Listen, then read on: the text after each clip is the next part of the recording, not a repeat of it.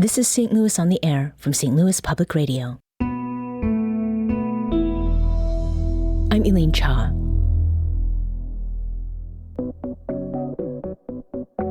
It's time for our monthly rundown of new food scene openings.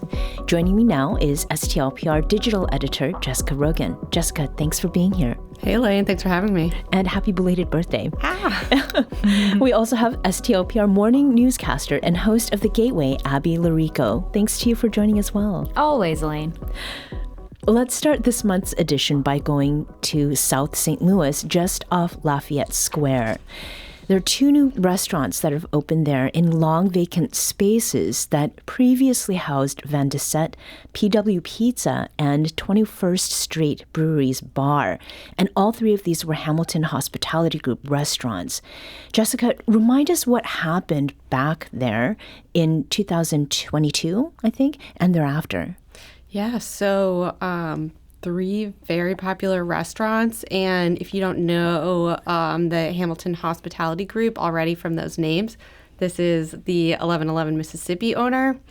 So in the middle of the night in September, a fire broke out at Van de Sette. And these were all in the same building. And it just totally knocked down all the restaurants. They closed temporarily. And then in March of the next year, Paul Hamilton, who's the owner, said that he couldn't, afford to reopen based on the cost to rebuild. And there had been some questions about, how did this fire start? Was it electrical? Was it arson? And some video footage revealed that it was actually some guests had put out some cigarettes in a hanging flower pot that had that fiber, that coconut fiber base. Oh my goodness. Yeah, and they just sat there all day smoldering, barely lit, and it eventually broke through and started a fire. And that it was I think, there's some reporting from my colleague Cheryl Bear at the RFT that it was a very smoldering fire, and then suddenly this conflagration totally took out the buildings. So closures were then officially announced a little bit later, right? Yeah, in kind of early 23. Mm-hmm. So what's now in the place of those three restaurants?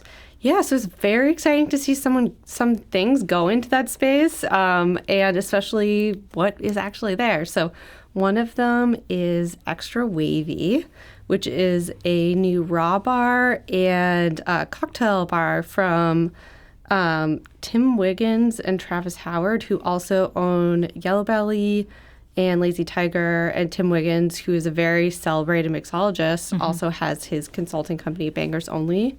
And so this, as you would imagine, beautiful cocktail menu and raw menu. And then also, if you are not a raw person, I'm not always a raw person.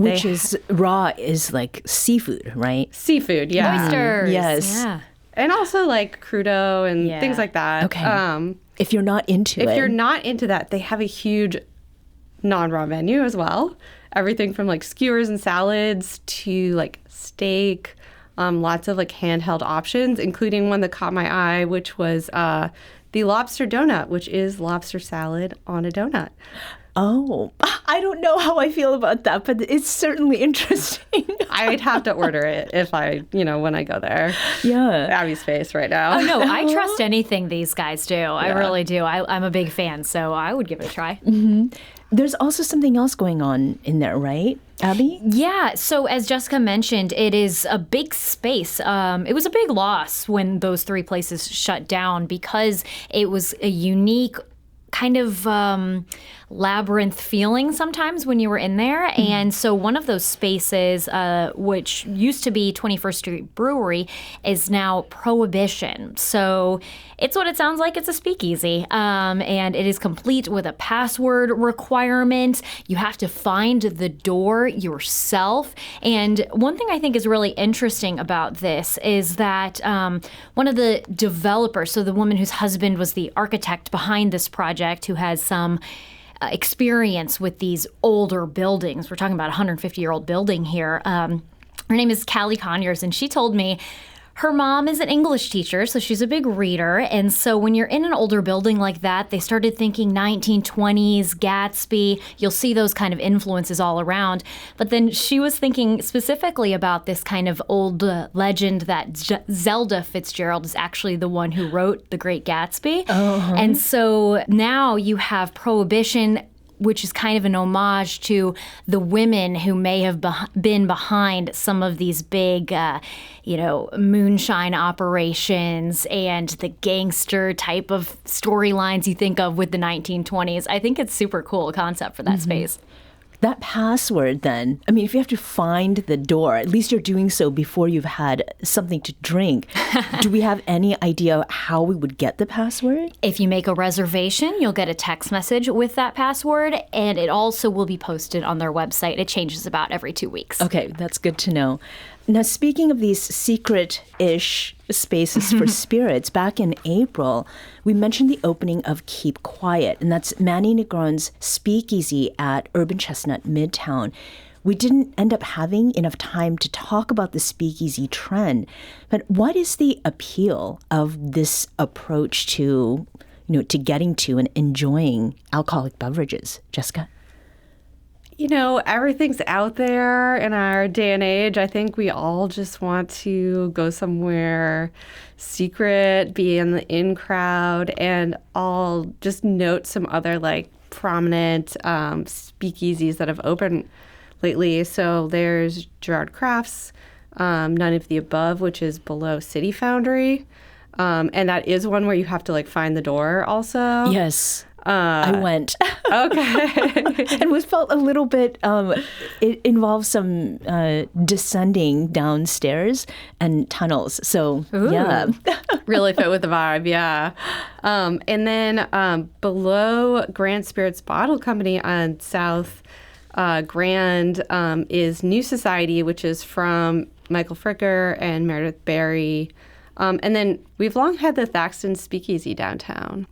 I think another thing that's playing into this is that St. Louis has a really good cocktail scene, and we have a lot of celebrated mixologists, and I think this is an excuse to really break out the more experimental drinks. And local distillers, and they can get together on these kind of things. And I think too, you hear about how younger folks aren't going out to bars like they used to, but these kind of create an experience as part of that. And I think that, if people are going to be out spending money, they want an experience to show for it. And that's what these provide.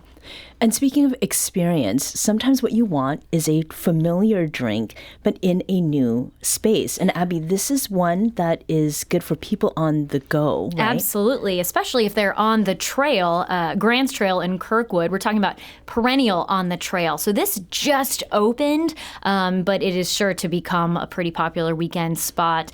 It serves as a tasting room for Perennial Artisan Ales. That's that South City-based brewery.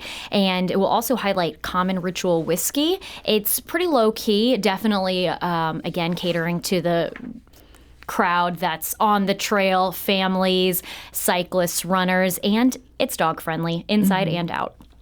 We're talking today about the new restaurants that have opened and closed in the last month. And as usual, we're speaking with STLPR morning newscaster and host of The Gateway, Abby Llorico, and STLPR digital editor, Jessica Rogen. In another nod to the April edition of this regular segment, we had talked about Biscuit Town, and that's a spot in Forest Park Southeast within Neon Greens that had then opened as a pop-up. What is the update about Biscuit Town, Jessica? Well, Biscuit Town is back for good. So after the pop-up ended, we had a brief window with no Biscuit Town, but Josh Smith, who owns Neon Greens, is bringing it back permanently. So it's mornings only in Neon Greens, which is in the Grove, if you don't know your Forest Park Southeast too well. And it's kind of, in my mind, the opposite of Neon Greens health-wise, but lots of local items, like they're using the Janie's Mill flour, which is in Illinois, and local eggs. So there's biscuits and just 3 sandwiches, but I mean, pretty delicious to have permanently around. Yeah. Neon Green grows their veggies on site, so they keep that quite local. So, it's not complete. It's maybe opposite side of the same coin, Jessica. You're right. And these biscuits are square. They're not round. Something about that just helps to know going in. Now, there is an opening or a relocation to talk about this month, Jessica, and that is with Mainlander, which has now moved to the Central West End. Tell us about that. Yeah, so Mainlander was this, or I guess still is, this supper club owned by Blake Askew and Gordon Chen, and it moved or closed temporarily early this year to move into the space that had been Salt and Smoke, which, interestingly enough, also closed because of fire. So that is something that unfortunately we do see with restaurants. Right. And before that, it was Duff's for years and years, which is an iconic St. Louis spot. Yeah. So it's very exciting to see Mainlander go in there. Mainlander is like totally immersive, price fixed menu, and this is going to be a bigger space. And they've also added a bar concept. So that's called the Jujube Inn. And per St. Louis Magazine, this is going to offer the a la carte walk-in option that like Mainlander never had before. So not only bigger, but like more accessible. I like when restaurants do that because I have a hard time getting reservations sometimes, or with being able to honor those with a little one. So that's a cool concept. And the food that they're offering there is described per that magazine article that you mentioned, Jessica, has a distinctive Taiwanese flair. And dumplings, which we have talked about before, are probably going to be on that menu. Another place that I am personally very excited to talk about is it's some food that I tried recently at a wedding reception, and that's Nicky Slices Pizza Club. This is on the Hill. What do you have to say about Nicky Slices?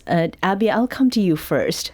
Well, this is Detroit-style pizza. So this is a concept that was previously something you could only really order online on Instagram and bring it home and cook it yourself. And I apparently get it catered at a wedding reception as well. Sounds like a cool couple, by the way. Yes. And now they have that brick and mortar. And what else is there to know about Nicky Slices, Jessica?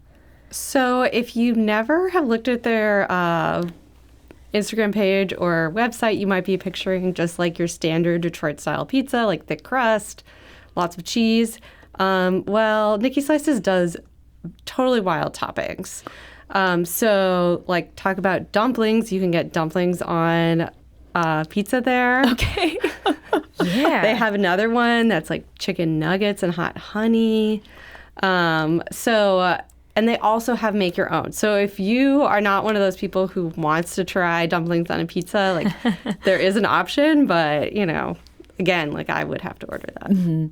So can Detroit-style pizza, Abby, in St. Louis survive in an emo's loving place? Absolutely. Especially because Detroit style, again, it's cooked in those kind of square, rectangular pans.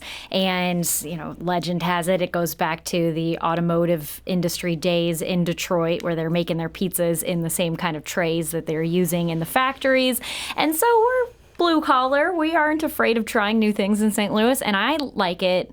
And I know other folks do too, because it's got the thickness and the hardiness to it that St. Louis style doesn't, but it's not quite as aggressive as Chicago style. Mm-hmm. And so I think both are part of a healthy diet. Right. The spectrum of pizza. Yeah. And I appreciate the thick with two C's of this pizza.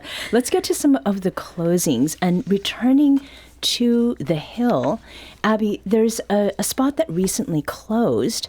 And this is for the toasted ravioli lovers in town, not deep fried per NYT cooking, but Toasted. Yeah, quickly acknowledging what you just said there, the New York Times has recently shared their recipe for St. Louis-style deep-fried ravioli, and we don't like the sound of it that much. Right. Toasted is a much cuter name. And STL Toasted is actually the first toasted ravioli restaurant in St. Louis, and they are now consolidated to their second location. So they closed their spot in City Foundry. They were a founding institution in the food hall, and now they're going to be focusing entirely on their brick and mortar in the Hill neighborhood. I actually spoke with founders Matthew and Brittany shortly before they opened that location. They had come up with the concept years ago. And I think it's interesting because how many of us probably thought at some point of the various things you could put inside a toasted ravioli and start a business selling that. Mm-hmm. They actually made it happen. Injury plus the pandemic meant Matthew was spending a lot of time in his home kitchen, and he decided to workshop some different T-Rav flavors, and they eventually wound up at the City Foundry. These are a couple of restaurateurs who really roll with the punches, though. So while they say that business wasn't growing the way they wanted it to in that City Foundry location anymore, they say that this is a good thing that they can focus now entirely on that brick and mortar in the Hill. Mm-hmm. Staying on the Hill, Jessica, you're kind of our unofficial sandwich aficionado. I think you should make that official. But there's a spot there in the Hill. Central State Sandwiches has closed. Tell us about this one. Yeah, so Central State was in Second Shift Brewing.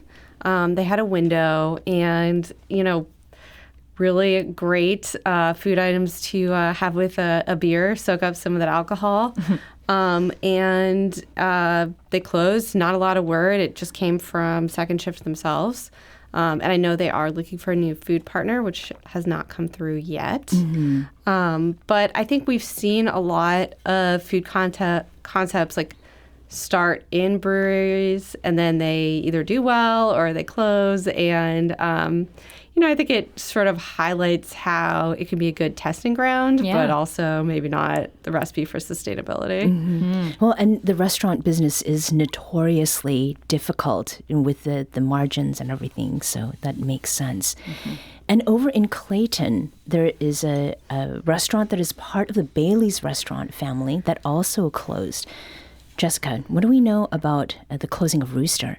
Yeah, so Bailey's announced this on their social media pages, being like, hey, we're really sad, but, Rooster Clayton is not going to make it. And, the Bailey's restaurants have been struggling financially, it seems like, for the last little bit.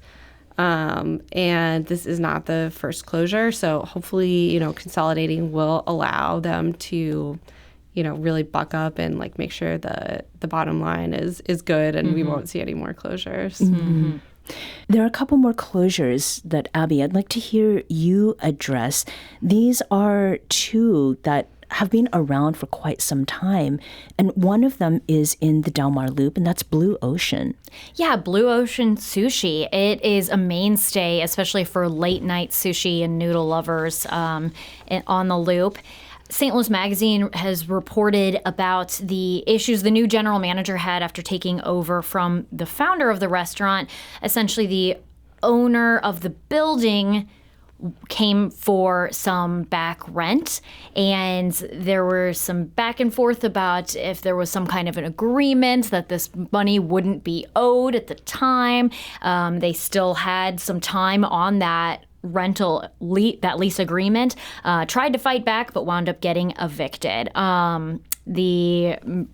The general manager is telling St. Louis Magazine that they suspect a new tenant waiting in the wings. So for diners in the area, perhaps that won't be a vacant space for very long. Mm-hmm. For Blue Ocean, though, they've launched a GoFundMe and are still looking to kind of keep the restaurant concept in that form, or perhaps with some slight adjustments, alive. Mm-hmm.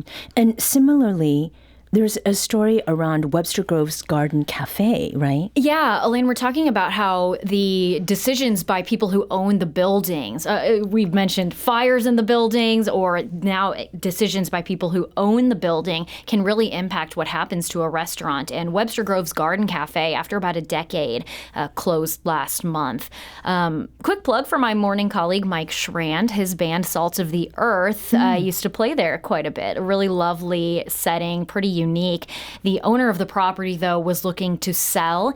And since this was a labor of love for the owners of Webster Grove Garden Cafe, retired from their actual day jobs, they opted not to find a new space and just sunsetted the concept. Mm-hmm. I think that, too, underscores the role that these eateries play. They're not only providing food, but a place for community members to meet each other and to gather on a regular basis. Yeah. So this new restaurant openings and closings conversation, it is a regular monthly segment. But even as we've been talking about new spots that people can try, as well as the loss of some of those places that we've come to enjoy, there is the reality that for many people, going out to eat may be out of reach, especially with the federal government shutdown that continues and the stall in SNAP benefits. And earlier this week, we talked about the suspension of federal nutrition aid, and a listener actually called into the show to ask whether grocery stores in the St. Louis area are pitching in to help fill the food need gap. So while what we're going to be talking about right now is not comprehensive, what have you seen, Jessica, in terms of how the community is stepping up during this time? It seems like once I started looking into this, that like every restaurant, grocery store was doing something. I do want to shout out that Schnucks is doing collections. And, you know, even as I was just looking through our restaurants that we were talking about today, found more. So, you know, Local Harvest is doing a pay it forward kind of thing, and 6 Mile Bridge Brewery was doing a bring in some stuff and you can get a discount or a free beer. Girls on the Run is collecting for Operation Food Search. And there's a bunch of other restaurants, Kenny's Upstairs, Handlebar, Platypus, Songbird, Good Strangers. Like pretty much anywhere you look, people are collecting items. And then I'd like to say also, if you are someone who needs to pick up, aren't looking to donate, we have a really big resource with a map so you can see what is closest to you on our website, and it's pinned right to STLPR.org, so you can find it there. Yeah, and I think that to Jessica's point, you know, Four Hands, Fat and Calf, TikTok Tavern, it's like hard to think about places you would go where they aren't a collection point at this point. I mean, St. Louis Public Radio is a collection point. Right. That's just goes to show you, though, that there's a community need to respond to this. I also think, though, it could be a good reminder for folks when you are sitting down to eat, gathering with loved ones, sharing community over a meal. If you don't carry canned food items with you, you see that collection site, and a lot of these food banks and different food access resources say cash donations are always useful. So it's a visual reminder you can take action that way as well. Mm-hmm. For a list of the resources that people can use as alternatives to November SNAP benefits, Jessica, you mentioned visiting our website. So you can go to stlpr.org/SNAP to see that updated list of resources. And you can also find our story about St. Louis area restaurants, which we've talked about today, at stlpr.org/new restaurants. Abby Llorico, STLPR morning newscaster and host of The Gateway, and Jessica Rogen, STLPR digital editor. Thank you so much for this monthly rundown conversation. Always fun. Thanks, Elaine.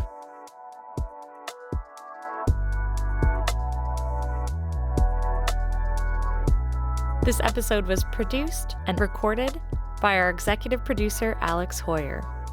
Audio editing by Darius Varner. podcast design by Aaron Dorr. St. Louis on the Air is a production of St. Louis Public Radio. Understanding starts here. Do you find yourself regularly listening to episodes of St. Louis on the Air? Suggest us to a friend you think might enjoy our conversations.